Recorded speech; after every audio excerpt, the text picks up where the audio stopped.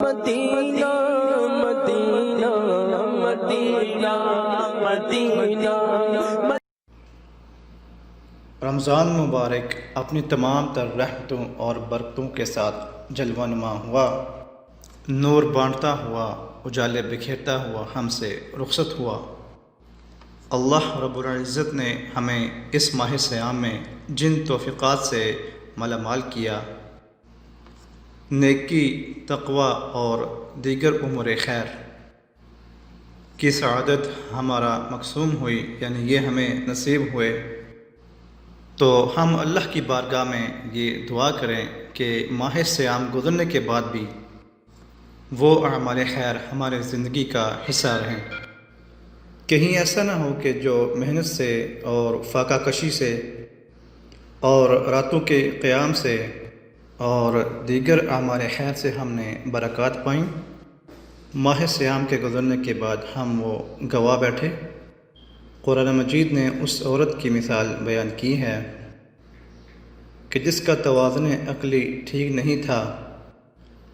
کہ سارا دن اپنے ہاتھ سے چرگا کاٹتی رہتی اور شام کو اپنے ہاتھ سے سود ریزہ ریزہ کر دیتی۔ فرمایا تم اس عورت کی طرح نہ ہو جانا، اپنی محنت کو ضائع ہونے سے بچانے کی آرزو اور تمنا یہ ہمارے سینے میں موجود ہونی چاہیے۔ تو ہر وقت یہ فکر، یہ ڈر ہونا چاہیے کہ میں جو خیر کی راہ پر ہوں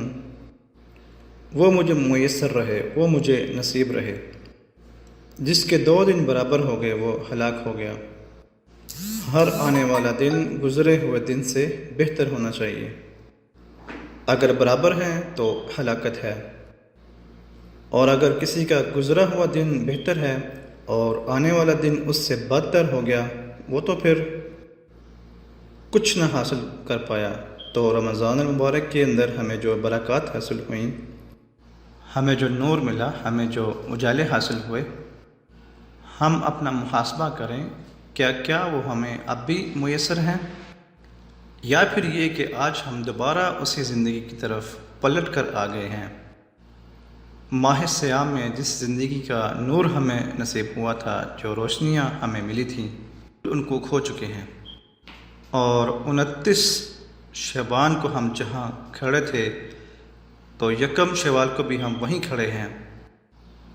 تو پھر یہ بات سوچنے کی ہے، کوئی شخص کسی ڈاکٹر کے پاس جا کر کوئی اپنا علاج معالجہ کراتا ہے، اور وہ 1 مہینہ یا 2 مہینے تک اس کو دوا دیتا ہے، اور اس کے بعد وہ کہتا ہے کہ اب دوائی تم چھوڑ دو کیونکہ اب تم صحت یاب ہو چکے ہو، تو دوائی چھوڑنے کے بعد پھر دوبارہ وہ مرض لوٹ آتا ہے، تو پھر اس کا مطلب یہ ہے کہ اس کو شفا نہیں ملی، اور پھر ڈاکٹر اس کو کہے کہ 1 ماہ اور دوائی لے لو، اور پھر 1 ماہ اور دوائی استعمال کرنے کے بعد وہ پھر وہیں کھڑا ہوتا ہے،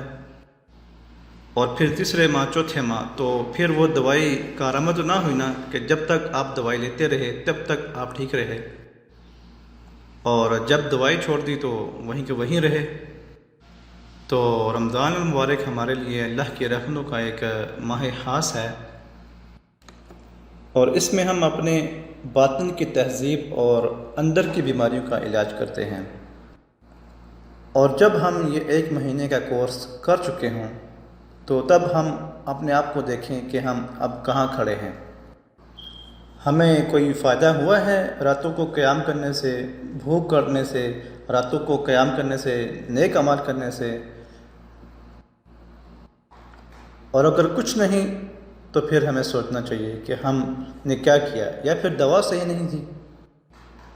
لیکن یہ دوا بالکل ٹھیک ہے۔ ہمارے رب نے کہا ہے لعلکم تتقون، کہ اس کا لازمی نتیجہ یہ ہے کہ تمہیں اس کا نور ملے گا۔ تو پھر ہم سے کوئی کوتاہی ہوگی، ہم سے غلطی ہوگی، اس لیے ہم اللہ کی بارگاہ میں عرض گزار ہوں کہ مالک، جو تو نے ہمیں نور عطا کیا، جو تو نے ہمیں نیکیاں کرنے کی استطاعت عطا فرمائی رمضان میں، اور سارا سال ہمیں اسی طرح نیک عمل کرنے کی توفیق عطا فرما۔